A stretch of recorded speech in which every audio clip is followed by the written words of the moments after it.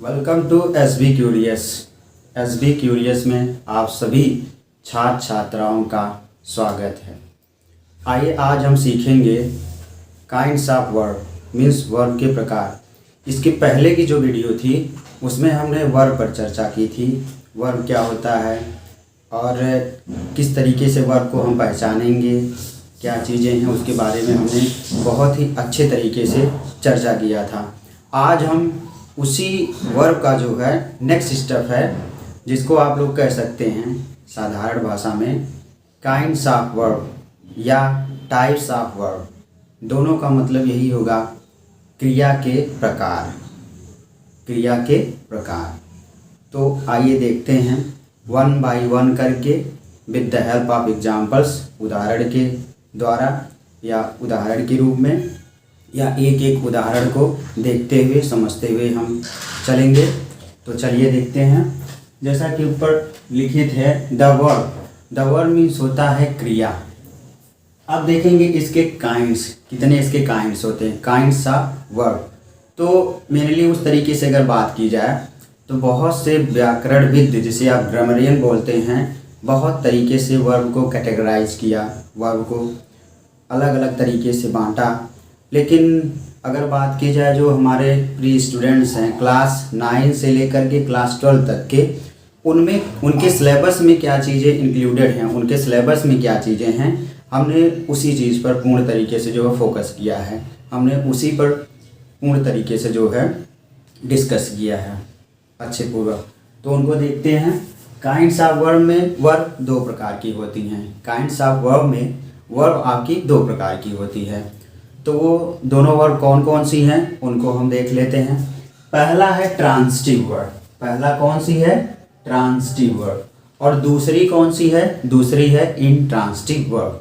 तो transitive verb को हम हिंदी में क्या बोलेंगे? ट्रांजिटिव वर्ब में तो होता है सकर्मक क्रिया।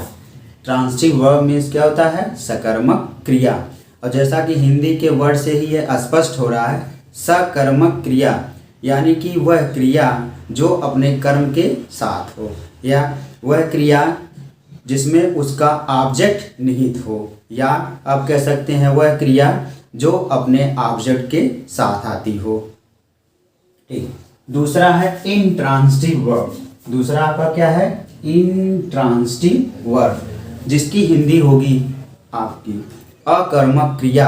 जैसा कि हिंदी के वर्ड से ही स्पष्ट हो रहा है, अकर्मक क्रिया। अकर्मक क्रिया मीन्स जिस सेंटेंस में उस क्रिया का, जिस सेंटेंस में जो क्रिया होगी उसका ऑब्जेक्ट मीन्स कर्म ना हो, यानी कि वह क्रिया जिसमें उसका कर्म ना हो। या बोल सकते हैं ऑब्जेक्टलेस वर्ब, या बोल सकते हैं अ वर्ब विदाउट ऑब्जेक्ट।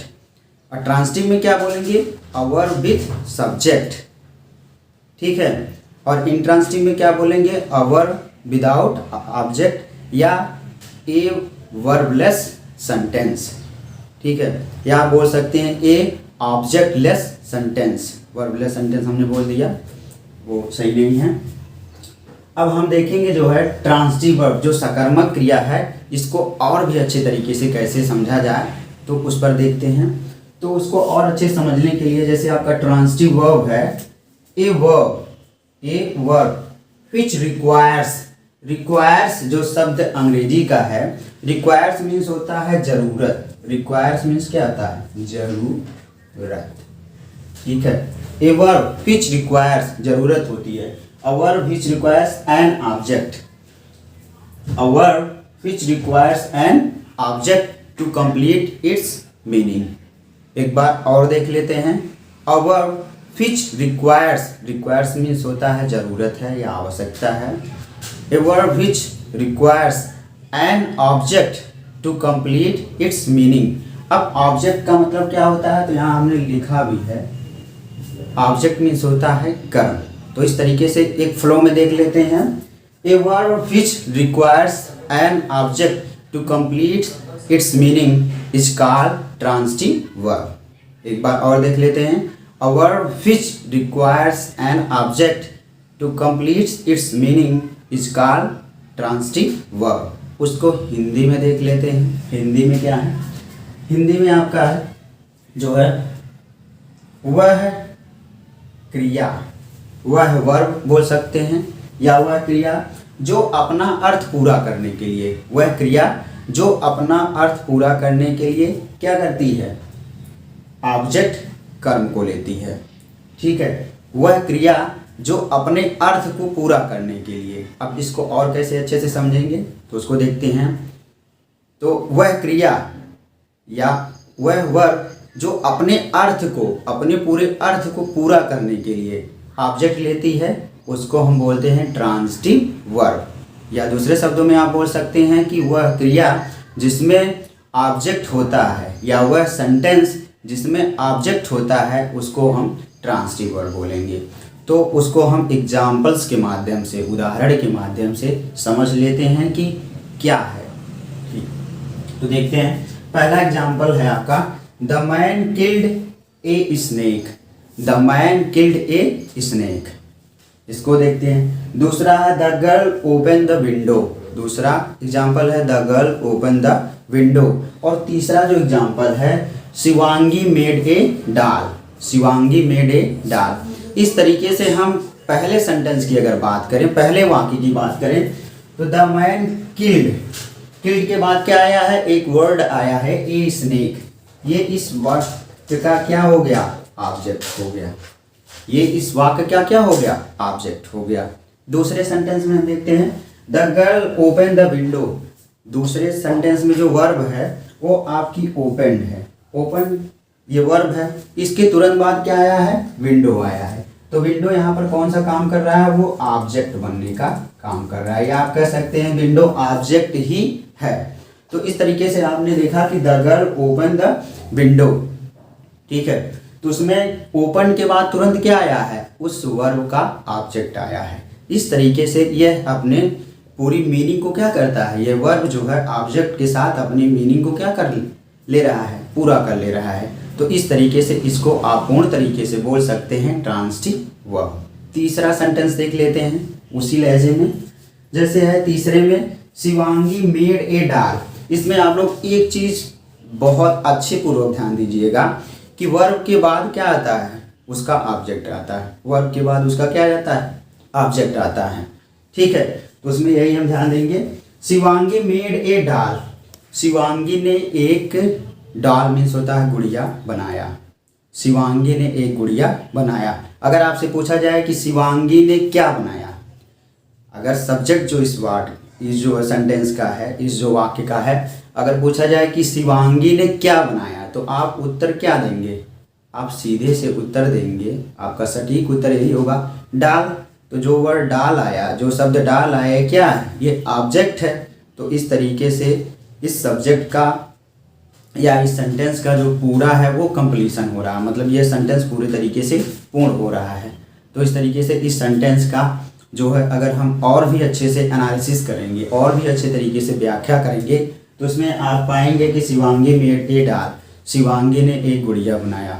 और फिर वही बात दोहरा रहे हैं, अगर आपसे पूछा जाए शिवांगी ने क्या बनाया, तो जो आपका आंसर आया वही आपका क्या कहलाएगा, ऑब्जेक्ट। और यहाँ पर हम जो बात कर रहे हैं वो ट्रांजिटिव वर्ब की बात कर रहे हैं। तो हमने पहले अभी बताया कि वह वर्ब जिसका अपना खुद का ऑब्जेक्ट हो, या वह वर्ब जिसका उसका ऑब्जेक्ट हो, या वह सेंटेंस जिसमें ऑब्जेक्ट निहित हो, उसको हम ट्रांजिटिव वर्ब बोलेंगे, सकर्मक क्रिया बोलेंगे। ठीक है, और इसी तरीके से दूसरा हम देखते हैं। ठीक है, दूसरा जो इसका काइंड्स है वो है इंट्रांजिटिव वर्ब। इंट्रांजिटिव वर्ब की हिंदी होती है, जैसा कि हमने पहले भी बताया, अकर्मक क्रिया। मीन्स उसका कर्म, उसका ऑब्जेक्ट उस सेंटेंस में ना हो, या क्रिया के तुरंत बाद ऑब्जेक्ट ना मिले आपको। यानी क्रिया आई, पहला सब्जेक्ट आया, वर्ब आया, उसके बाद पता नहीं चल रहा है कि इसका ऑब्जेक्ट क्या है। जब ये सिचुएशन पैदा हो, जब ये परिस्थिति पैदा हो, जब ये सिचुएशन आपको दिखे, तब आप समझ लीजिएगा कि ये इंट्रांजिटिव है। तो कैसे आप समझेंगे उसको भी एग्जाम्पल्स के माध्यम से देख लेते हैं। तो एग्जाम्पल देखते हैं। Intransitive verb, a verb which does not, इस पर बहुत अच्छे तरीके से आप लोग फोकस करिएगा।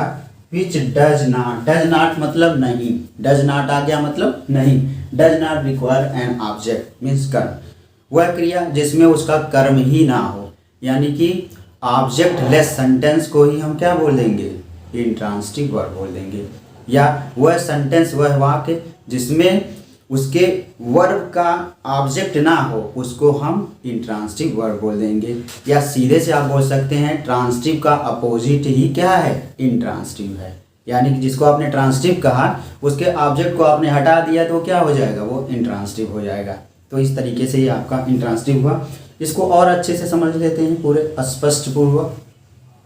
वह क्रिया जो अपना अर्थ पूरा या स्पष्ट करने के लिए ऑब्जेक्ट नहीं लेता है। पुनः देख लेते हैं। वह क्रिया जो अपना अर्थ स्पष्ट करने के लिए, या आप बोल सकते हैं जो अपना अर्थ पूरा करने के लिए, यानी कि एकदम जान लीजिए आप लोग, अगर उस क्रिया के बाद ऑब्जेक्ट नहीं है तो वो पक्का आपका क्या हो जाएगा, इंट्रांसिटिव वर्ब हो जाएगा। बिल्कुल इसमें कोई मुरव्वत नहीं है, इसमें किसी भी तरीके की कोई मुरव्वत नहीं।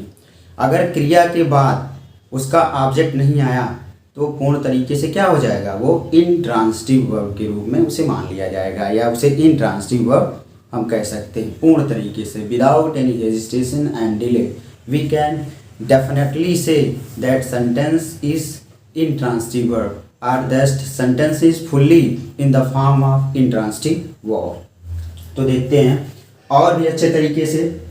वह वर्ब जो एकदम स्पष्ट पूरा कर लीजिए, क्रिस्टल क्लियर कर लीजिए। वह वर्ब जो ऑब्जेक्ट के बिना अपना अर्थ पूरा कर ले। ये देख लीजिए, बहुत मस्त बात, क्या बात है कि मतलब वह वर्ब, वह क्रिया जो ऑब्जेक्ट के बिना अपना क्या कर ले, अर्थ पूरा कर ले। मतलब इसको ज़रूरत नहीं है ऑब्जेक्ट की। ऑब्जेक्ट भैया आपकी नहीं ज़रूरत है, हमारा काम हो जाएगा, बस कोई दिक्कत नहीं। तो इस तरीके से वह क्रिया जो ऑब्जेक्ट के बिना अपना पूरा काम कर ले, मतलब उसको ऑब्जेक्ट नाम की चीज़ की कोई ज़रूरत नहीं है, अर्थात कर्म की कोई ज़रूरत नहीं है। आपने बोला और काम पूरा हो गया। तो फिर एक बार देख लेते हैं। वह क्रिया जो बिना ऑब्जेक्ट के अपना अर्थ पूरा कर ले वो क्या कहलाएगी, इंट्रांसिटिव वर्ब कहलाएगी। बिल्कुल एकदम स्पष्ट, क्रिस्टल क्लियर। तो उसको देख लेते हैं एग्जाम्पल्स के माध्यम से। हमने 2 से 3 ही एग्जाम्पल दिया है, और भी जो है आप लोग एग्जाम्पल अपने माध्यम से लीजिएगा और उसमें देखिएगा कि वो सेंटेंस क्या है। उस सेंटेंस में वर्ब है तो उसके बाद उसका ऑब्जेक्ट है या नहीं है, ये आप लोगों का काम है, ज़रूर करिएगा। तो पहले इसको देख लेते हैं एग्जाम्पल्स में।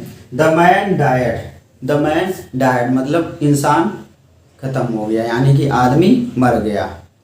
दूसरा एग्जाम्पल आपका है द गर्ल स्माइल्ड, लड़की मुस्कुराई। द गर्ल स्माइल मतलब लड़की मुस्कुराई। तीसरा क्या है, द सन शाइन्स, सूर्य चमकता है, सूर्य चमकता है। यहाँ पर आप देखेंगे पहले सेंटेंस की अगर बात कर लें, firstly I am going to talk about the first sentence, then let us start. The man died, the man died के बाद आपको कोई ऑब्जेक्ट दिख रहा है, कोई कर्म दिख रहा है, बिल्कुल नहीं दिख रहा है। दूसरे सेंटेंस में देखें, द गर्ल स्माइल, स्माइल के बाद कोई ऑब्जेक्ट दिख रहा है, बिल्कुल नहीं दिख रहा है। यानी कि ऑब्जेक्ट यहाँ अगर हम बात कर दें ऑब्जेक्ट की, OBJECT, ऑब्जेक्ट दिख रहा है इन तीनों सेंटेंस में, पहले सेंटेंस में, दूसरे सेंटेंस में, तीसरे सेंटेंस में। ये जो ऑब्जेक्ट भैया हैं, जो ऑब्जेक्ट महाशय हैं, ये दिख रहे हैं, बिल्कुल नहीं दिख रहे हैं। लेकिन फिर भी क्या हो रहा है, इनका अर्थ पूरा हो जा रहा है। ये जो तीनों सेंटेंस हैं, ये जो तीनों वाक्य हैं, इनका क्या काम पूरा हो जा रहा है। बिना ऑब्जेक्ट के ही इनका काम क्या हो जा रहा है, पूरा हो जा रहा है। यानी कि अगर इनको हम हटा दें, बिल्कुल ऑब्जेक्ट को हटा दें या बिल्कुल ऑब्जेक्ट का प्रयोग ही ना करें, कर्म का प्रयोग ही ना करें, तब भी वह सेंटेंस क्या हो जाएगा, पूरा हो जाएगा। तो इस तरीके से आपने देखा काइंड्स ऑफ वर्ब में ट्रांसिटिव वर्ब क्या होता है, इंट्रांसिटिव वर्ब क्या होता है, उसके एग्जाम्पल्स आपने देखा। और मैं आप सभी प्रिय छात्र छात्राओं से ये उम्मीद करता हूँ कि इसको आप लोग बार बार देखें, और जो भी चीज़ें ना समझ में आए उसको आप कमेंट्स के माध्यम से बताइए। Thank you so much. Keep learning and keep watching.